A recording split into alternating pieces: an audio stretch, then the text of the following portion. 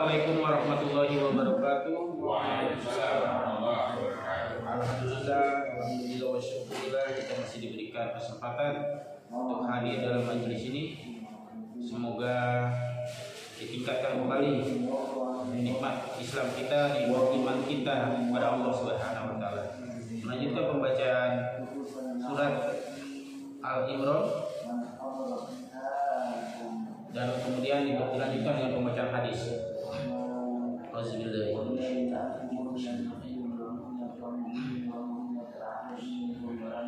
La yaswa sawa'an min ahlil kitabi ummatu wa qa'immatun yad'una ayatillahi anna 'al-layli wa hum yasjudun yu'minuna billahi wal yawmil akhir wa ya'muruna bil ma'rufi wa yanhauna 'anil munkari wa yusyari'una fil khairati wal wa'idati minas salihin wa man yaf'alu min khairin falana yukaffaru wallahu alimun bil muttaqin innal ladzina kafaru lama tughniya anhum amwaluhum wala awladuhum minallahi shay'an wa ulaika ashabun nar hum fiha khalidun masya'al amayun fiha qanna fiha hadiyahil hayyawatiyana ya kam masya'ali riyahin fiha syirwa asabat harasa qawam ya'ta'alamu anafwasahum fa'ahla kadahwa wa ma zulla ma'ahumullah walakin anafwasahum yad'aliyamun. Sadaqallahul azim.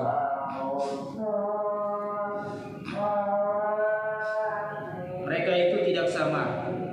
Di antara ahli kitab itu ada golongan yang berlaku lurus.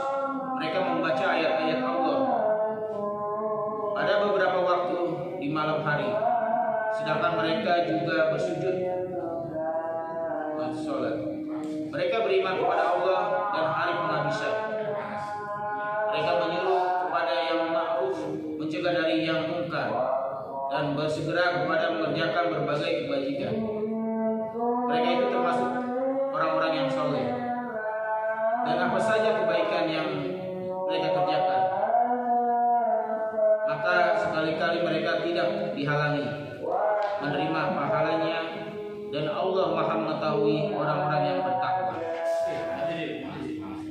Sesungguhnya orang-orang yang kafir, baik harta mereka maupun anak-anak mereka, sekali-kali tidak dapat menolak azab Allah dari mereka sedikit pun. Dan mereka adalah penghuni neraka, mereka kekal di dalamnya. Perumpamaan harta yang mereka nafkahkan di dalam kehidupan dunia ini adalah seperti perumpamaan angin yang mengundang hawa yang sangat dingin, yang menimpa tanaman kaum, yang menganiaya diri sendiri. Lalu angin itu merusaknya. Allah tidak menganiaya mereka, akan tetapi mereka lah yang menganiaya diri sendiri.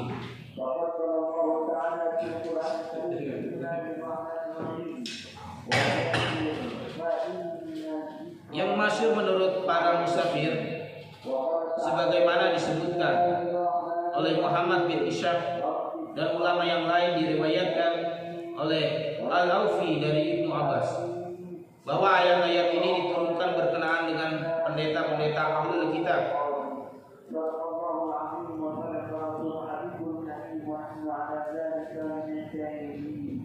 yang beriman kepada Nabi Muhammad SAW, seperti Abdullah bin Salam, Asad bin Ubaid,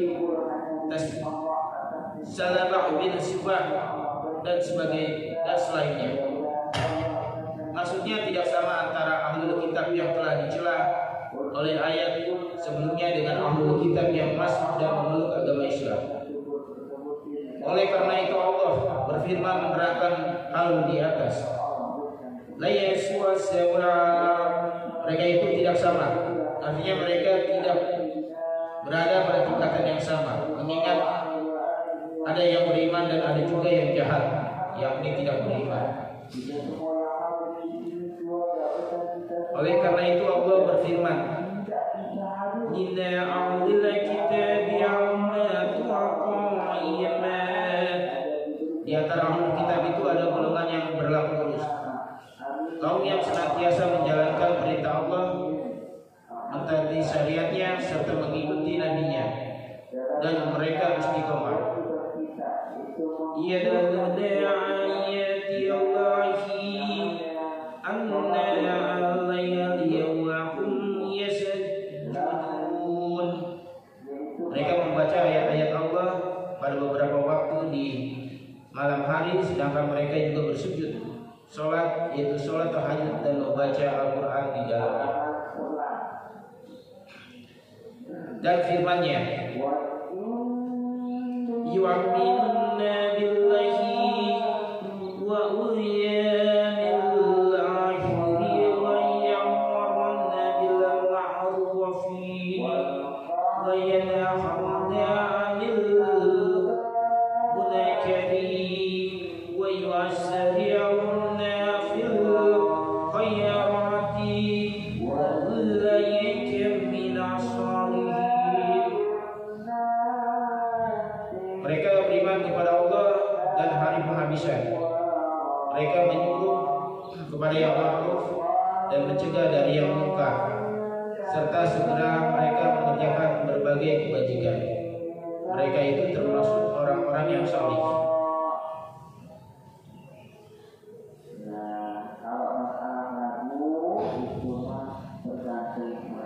Mereka itulah yang diisyaratkan kepada akhir surah Al-Imran. Wa inna min ahlil kitabi lama yu'minu billahi wa ma unzila ilaykum wa ma unzila ilayhim khashi'ina lillahi. Dan sesungguhnya di antara ahlul kitab ada orang yang beriman kepada Allah dan kepada apa yang diturunkan kepadamu, serta yang diturunkan kepada mereka, sedang mereka rendah hati kepada Allah. Al-Imran ayat 110. Oleh karena itu Allah berfirman di sini, wa may yaf'alu min khairin falan yughfaru. Dan apa saja kebajikan yang mereka kerjakan, maka sekali-kali mereka tidak dihalangi menerima pahalanya, yaitu tidak disia-siakan, bahkan mereka akan mendapatkan balasan pahala yang lebih banyak. Wallahu alim bil muttaqin. Dan Allah Maha mengetahui orang-orang yang bertakwa. Artinya, tidak ada satu pun yang tersembunyi bagi Allah dari perbuatan yang dilakukan seseorang, dan tidak disia-siakan di sisinya pahala bagi orang yang baik amal perbuatannya. Selain itu Allah memberitahu mengenai orang-orang kafir lagi musyrik dalam firman-Nya, lan tudaniya anahum amwaluhum wala awladuhum minallahi syai'an. Baik harta mereka maupun anak-anak mereka sekali-kali tidak mendapat menolak azab Allah dari mereka sedikit pun. Maksudnya harta dan anak-anak mereka tidak dapat menolak azab serta siksa Allah jika Allah menghendaki untuk menimpakannya kepada mereka. wa ulaika ashabun nar hum fiha khalidun, dan mereka adalah penghuni neraka, mereka kekal di dalamnya. Kemudian Allah memberikan perumpamaan bagi apa yang dibelanjakan orang-orang kafir di dunia ini. Demikian dikatakan Mujahid, Al-Hasan Al-Basri, dan As-Saudi. Tentang hal ini Allah berfirman, "Masalu ma yunfiqu anna fi hadiyahil thaniya wa dunya kama sya'aliyah hiya fiha sya'un." Perumpamaan harta yang mereka nafkahkan di dalam kehidupan dunia ini adalah seperti perumpamaan angin yang mengandung hawa yang sangat dingin, yakni angin yang disertai hawa yang dingin sekali. Demikian juga diutarakan oleh Ibnu Abbas, Ikrimah, Said bin Jubair, Qatadah, Ad-Dahhab, Ar-Rabi bin Anas, dan lainnya. Sedangkan Akka berkata sangat dingin dan membeku. Adapun Ibnu Abbas dan juga Mujahid, fiha syir, yakni api. Makna ini menunjuk kepada makna pertama, karena dingin yang di luar biasa apabila dibekukan bisa menghancurkan tanaman dan buah-buahan, sebagaimana api dapat membakar sesuatu. As-sabada kharasa kawami' du'alahu anna khawasahum fa'ahlakanahu, yang menimpa tanaman kaum yang menganiaya diri sendiri, lalu angin itu merusaknya, yaitu membakarnya. Maksudnya ialah angin tersebut dapat memusnahkan jika ia menimpa tanaman yang sudah saatnya dipanen. Angin itu memporak-porandakan dan memusnahkan buah-buahan dan tanaman yang ada di dalamnya, apabila pemiliknya justru sangat membutuhkan hasil panennya. Demikian juga halnya dengan orang-orang kafir. Allah akan menghapuskan pahala dan buah semua amalnya selama di dunia, sebagaimana musnahnya tanaman itu akibat dosa para pemiliknya. Begitupun orang-orang kafir itu membangun amal mereka tanpa asas dan fondasi. Wa ma zu'allama aqwamullahu walakin anfusahum yad'un, dan Allah tidak menganiaya mereka, akan tetapi mereka lah yang menganiaya diri mereka sendiri.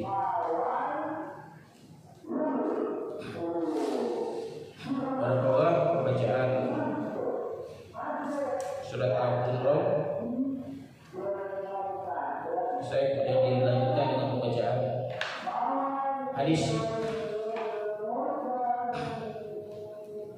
dari Abu Kubayr, Abdullah bin Az-Zubair berkata, ketika Az-Zubair berdiri pada hari perang Jamal, ia memanggilku, lalu aku pun berdiri di sampingnya.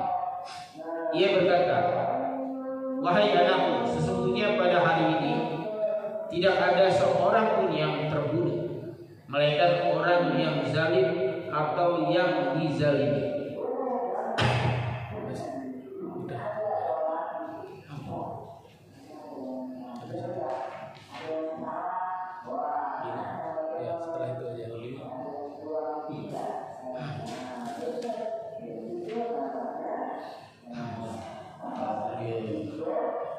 Tentang bab keharaman berbuat zalim dan perintah mengembalikan hasil dari kezaliman.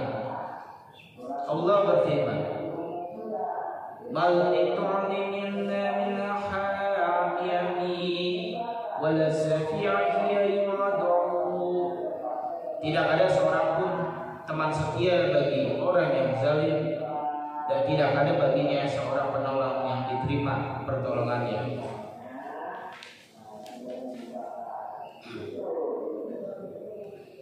Al-Hamim artinya teman dekat.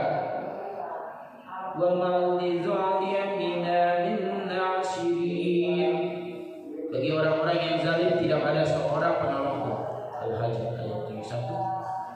Adapun hadis-hadisnya ialah hadis yang diriwayatkan Abu Dzar yang telah disebutkan sebelumnya pada akhir bab mujahadah, yang menjadi dalil dalam hadis tersebut dalam firman Allah, "Wahai hamba-hambaku, sesungguhnya aku mengharapkan kezaliman pada diriku dan aku mengharapkan berbuat zalim di antara kalian.